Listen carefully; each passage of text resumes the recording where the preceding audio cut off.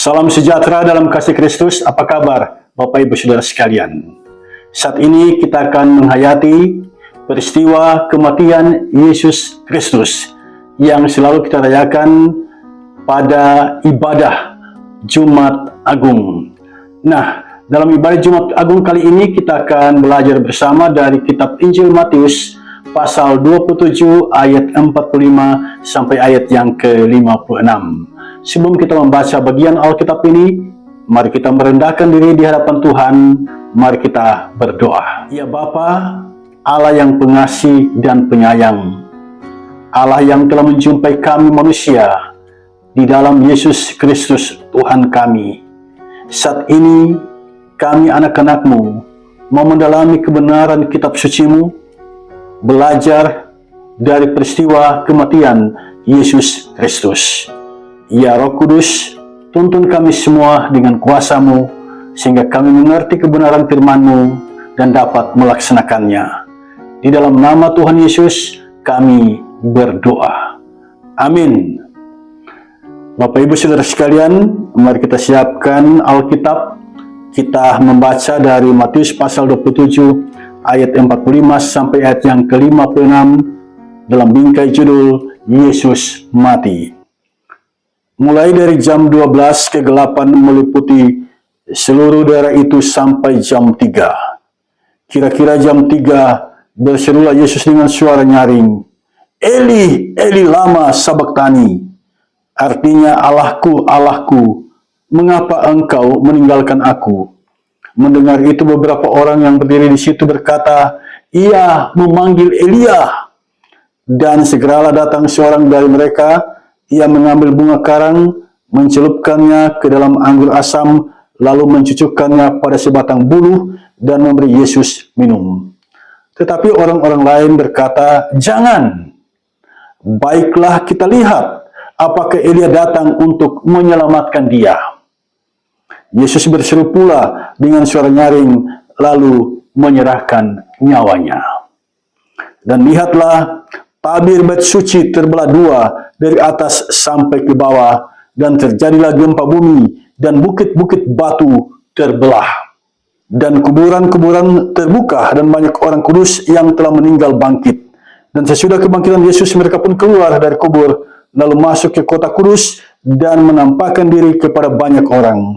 Kepala pasukan dan prajurit-prajuritnya yang menjaga Yesus menjadi sangat takut ketika mereka melihat gempa bumi dan apa yang telah terjadi, lalu berkata, sungguh, ia ini adalah anak Allah.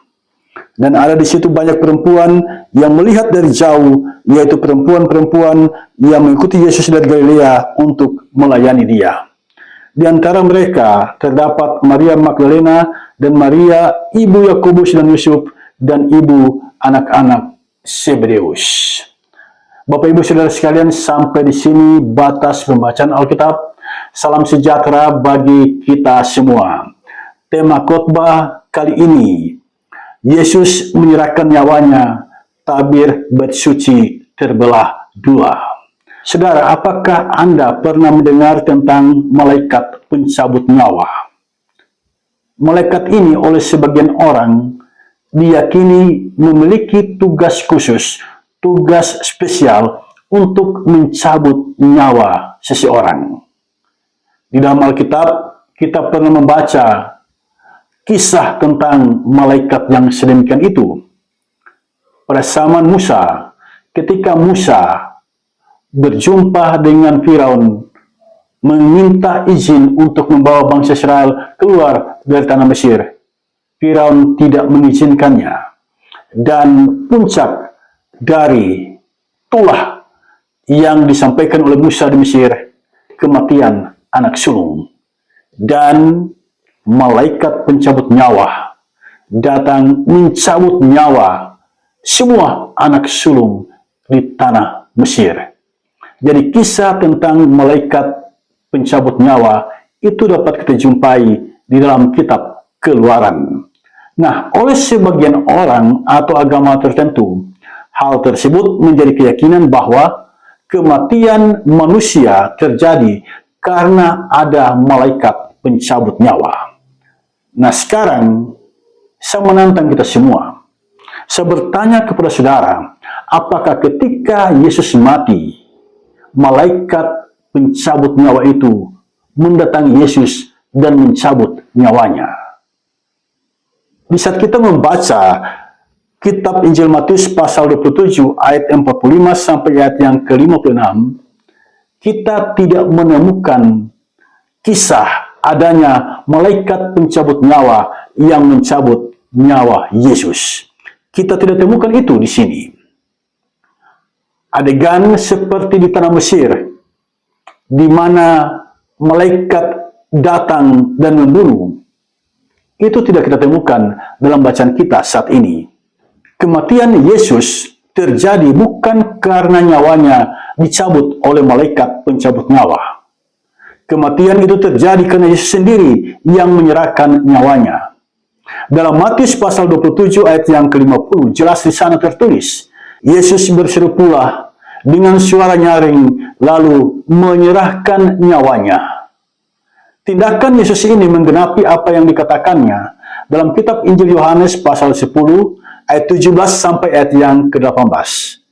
Yesus mengucapkan kalimat ini, Bapa mengasihi aku, oleh karena aku memberikan nyawaku untuk menerimanya kembali. Tidak seorang pun mengambilnya daripadaku, melainkan aku memberikannya menurut kehendakku sendiri.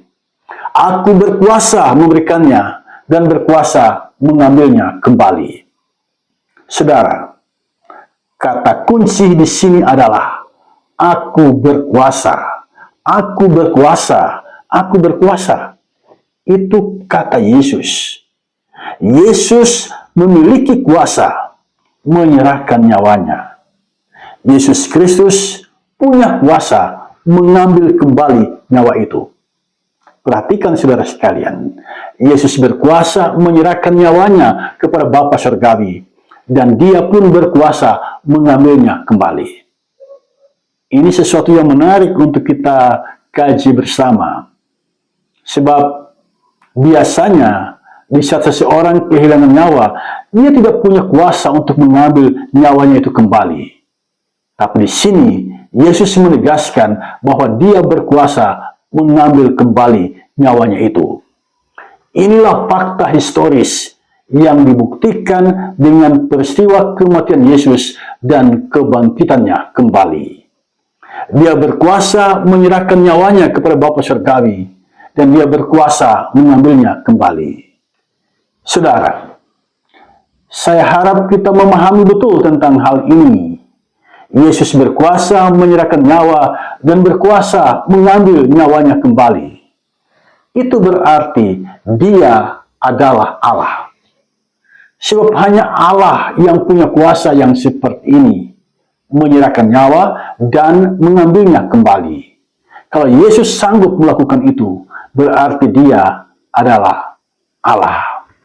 Manusia ketika kehilangan nyawanya, manusia tidak berkuasa mengambil nyawanya itu kembali. Tetapi Yesus sanggup melakukan itu. Sungguh luar biasa Tuhan kita. Dia menyerahkan nyawanya dan dia berkuasa mengambilnya kembali. Sebelum kematiannya, penginjil Matius menulis kesengsaraan Yesus. Dalam perikop yang kita baca saat ini, Yesus berteriak pada jam 3 sore, Eli, Eli lama sabachthani. Ini adalah teriakan dalam bahasa Aram. Sebab dalam keseharian hidup, Yesus dan murid-muridnya menggunakan bahasa Aram. Dan di saat dia tersalib di bukit Golgota, dia berseru dalam bahasa Aram, Eli, Eli lama sabachthani. Artinya, Allahku, Allahku, mengapa engkau meninggalkan aku?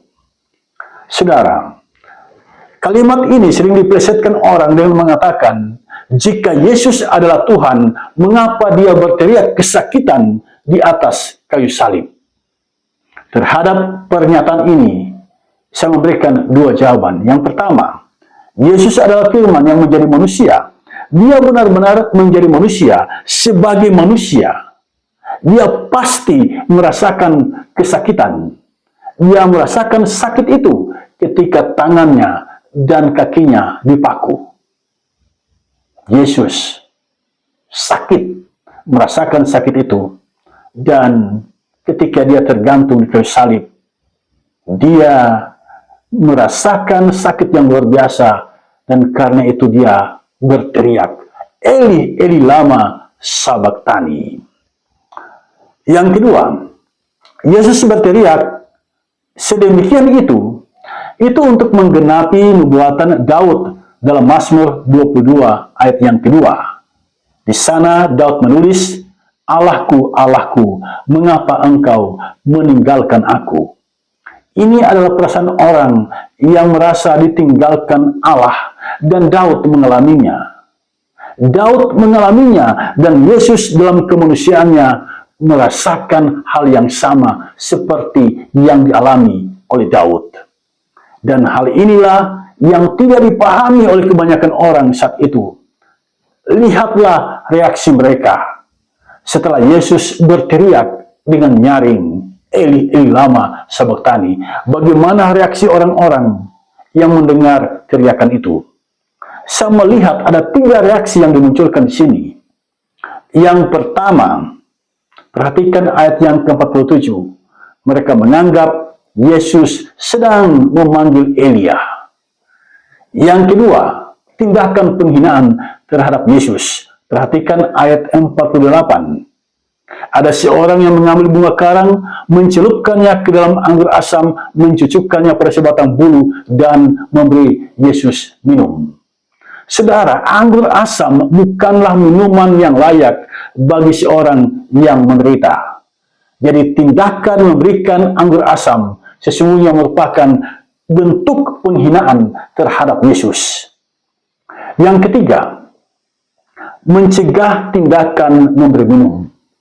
Itu reaksi dari sebagian orang yang berada di sekitar salib Yesus.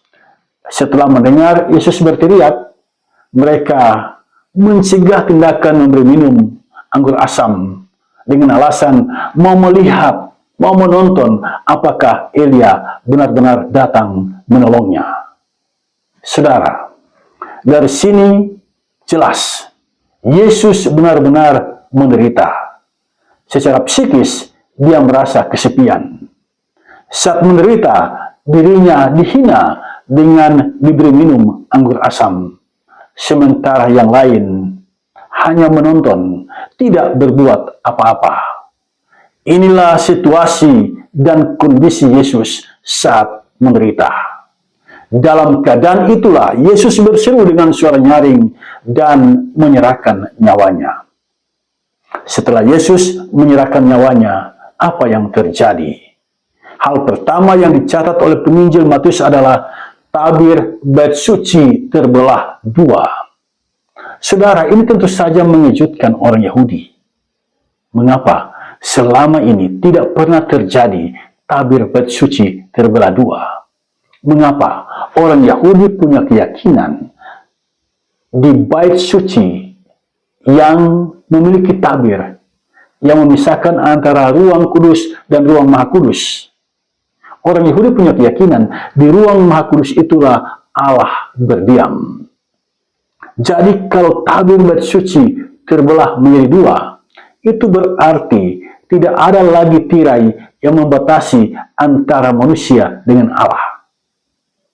Dari sini kita mengerti makna simbolis di balik kematian Yesus. Dengan kematiannya, manusia dapat berjumpa dengan Allah melalui Yesus Kristus, Tuhan kita. Ruang Maha Kudus itu sudah terbuka. Allah berkenan dirinya dijumpai oleh manusia. Saat Yesus mati, tabir itu terbelah 2. Ini mengandung pesan simbolis bahwa kematian Yesus membuka jalan manusia berjumpa dengan Allah di dalam dan melalui Yesus Kristus. Itu hal pertama yang kita lihat di sini. Hal yang kedua, penginjil Matius menulis adanya mujizat yang terjadi ketika Yesus mati. Perhatikan ayat yang ke-52 sampai ayat yang ke-53. ada orang yang bangkit dan menampakkan diri kepada banyak orang di kota kudus atau kota Yerusalem. Hal yang ketiga, perhatikan ayat yang ke-54. Kepala pasukan dan para prajurit yang dipimpinnya bersaksi, sungguh ia ini adalah anak Allah. Sebutan anak Allah merupakan gelar yang diberikan kepada Yesus. Berangkat dari sebuah keyakinan bahwa Yesus itu berasal dari Allah. Saudara, itulah yang disuarakan oleh kepala pasukan dan para prajurit di sekitar salib Yesus. Padahal mereka bukan orang Israel. Mereka ini orang Romawi. Tetapi mereka tiba pada sebuah keyakinan iman. Yesus benar-benar anak Allah. Kemudian, dalam ayat yang ke-55 sampai ayat yang ke-56, kita melihat di sini bahwa kematian Yesus disaksikan oleh banyak perempuan yang selama ini mengikuti Yesus. Di antaranya, Maria Magdalena, Maria ibu Yakobus dan Yusuf, dan ibu anak-anak Zebedeus, ibu Yakobus dan Yohanes. Saudara, Matius, kitab yang ditulis pada tahun 60 Masehi ini, kitab yang ditulis oleh murid Yesus yang bernama Matius atau Lewi. Dengan tulisannya ini sesungguhnya memiliki satu tujuan, meyakinkan pembaca bahwa Yesus adalah anak Allah dan Mesias yang dinubuatkan dalam perjanjian lama yang sudah lama dinantikan. Itulah sesungguhnya tujuan penginjil Matius menulis kitab Injil ini. Nah, dalam bacaan kita saat ini, kita menemukan itu. Menemukan kealahan Yesus. Menemukan keberadaan Yesus sebagai Mesias yang menderita. Kepala pasukan dan prajurit yang bersaksi, ia ini adalah anak Allah. Sesungguhnya mau menunjukkan kepada kita bahwa Yesus benar-benar anak Allah. Artinya, dia berasal dari surga. Sekalipun yang bersaksi ini bukan orang Israel, kesaksian mereka ini semakin memperkuat keyakinan bahwa Yesus benar-benar anak Allah. Dan dengan penderitaan Yesus, apa yang dinubuatkan dalam perjanjian lama, terutama Yesaya pasal 53, benar-benar digenapi. Nah, Bapak Ibu Saudara sekalian, sampai di sini jelas bagi kita apa sesungguhnya pesan dan makna di balik peristiwa kematian Yesus. Saya mencatat 5 hal penting di sini. Yang pertama, Yesus berkuasa atas nyawanya. Yesus itu maha kuasa. Dia berkuasa memberikan nyawanya dan dia berkuasa mengambilnya kembali. Jadi nyawa segala makhluk itu ada di tangan Yesus. Sebab dia punya kuasa itu. Punya kuasa menyerahkan nyawa. Punya kuasa mengambil nyawa. Nah, karena Yesus punya kuasa yang sedemikian itu, dan kita manusia adalah makhluk yang bernyawa. Selama kita hidup, persembahkanlah hidupmu untuk hormat dan kemuliaan Yesus Kristus. Sebab di tangan dialah nyawa segala makhluk. Jika dia punya kuasa menyerahkan nyawa dan mengambil kembali nyawa itu berarti dia punya kuasa untuk memberikan kehidupan yang kekal kepada kita. Karena nyawa itu ada di tangannya. Yang kedua, Yesus menderita, itu berarti nubuatan perjanjian lama digenapi. Dan dengan penggenapan nubuatan perjanjian lama ini membuktikan kepada kita bahwa Allah yang kita sembah, Allah yang berjanji dan dia tidak pernah ingkar janji. Apa yang dijanjikannya benar-benar menjadi kenyataan. Dulu di zaman Nabi Yesaya, Allah melalui Nabi bernubuat akan datang seorang hamba yang menderita, yang diremukkan, yang menjadi korban penebus salah. Nah, itu digenapi oleh Yesus Kristus Tuhan kita. Karena Allah kita setia pada janjinya, maka kita dipanggil oleh Tuhan untuk setia pada janji kita. Yang ketiga, kepala pasukan bersaksi Yesus adalah anak Allah. Mereka bukan orang Israel, mereka orang Romawi, tetapi mereka tiba pada sebuah pengakuan, Yesus adalah anak Allah. Bagaimana dengan kita? Apakah selama kita menjalani kehidupan, kita telah bersaksi melalui kehidupan kita bahwa Yesus benar-benar anak Allah? Jangan malu bersaksi tentang Yesus. Ceritakanlah kepada dunia ini bahwa Yesus adalah anak Allah, bahwa Yesus adalah Mesias yang menderita demi keselamatan manusia. Yang keempat, cerita tentang kematian Yesus bukanlah dongeng. Para prajurit dan beberapa perempuan menjadi saksinya.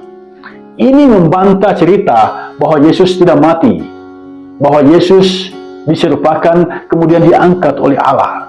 Ini adalah cerita yang tidak benar. Cerita yang sesungguhnya adalah Yesus benar-benar mati dan ada saksinya. Kepala pasukan, prajurit-prajurit, dan perempuan-perempuan yang mengikuti Yesus selama ini, mereka menyaksikan Yesus benar-benar mati. Karena itu, jika ada cerita yang berbeda dengan cerita ini, itu bukan kesaksian Alkitab yang harus kita percayai. Waspadalah dengan ajaran-ajaran sesat sekarang ini. Kalau kita melihat media sosial, kita akan ketemu di sana. Ada banyak cerita yang membelokkan cerita dalam kitab Injil. Dalam kitab Injil, Yesus benar-benar mati. Tapi ada versi yang lain yang mengatakan, Yesus tidak mati, dan itu sesungguhnya adalah penyesatan. Yang kelima, dengan kematian Yesus, kita dibebaskan dari belenggu dosa. Upah dosa adalah maut, dan maut itu telah ditimpakan pada Yesus. Dia rela mati demi menanggung dosa-dosa kita. Sehingga setiap orang yang percaya kepadanya tidak binasa, melainkan beroleh hidup yang kekal. Inilah sesungguhnya pesan yang paling dalam dan makna yang paling dalam dari peristiwa kematian Yesus. Dengan kematian Yesus, kita yang berdosa ini beroleh keselamatan di dalam Dia. Sebab Dia telah mati menggantikan kita. Kita yang seharusnya mati karena dosa-dosa kita. Tetapi Yesus menggantikan posisi kita. Dia mengikhlaskan dirinya mengalami kematian itu. Kematian itu tidak dapat menahan kuasa Yesus. 3 hari setelah itu, Yesus bangkit dari kematiannya. Yesus telah mati demi keselamatan kita. Kita sebagai orang-orang yang telah diselamatkan oleh Yesus Kristus, marilah kita jalani kehidupan ini dengan selalu mengucap syukur, menabur kebaikan, hidup dalam kasih dan pengampunan, sebagaimana yang Yesus ajarkan kepada kita. Dia telah mati menggantikan kita. Maka sudah sewajarnya lah kita jalani kehidupan ini percaya sepenuh hati kepada Yesus Kristus Tuhan kita. Tuhan Yesus memberkati kita senantiasa. Amin.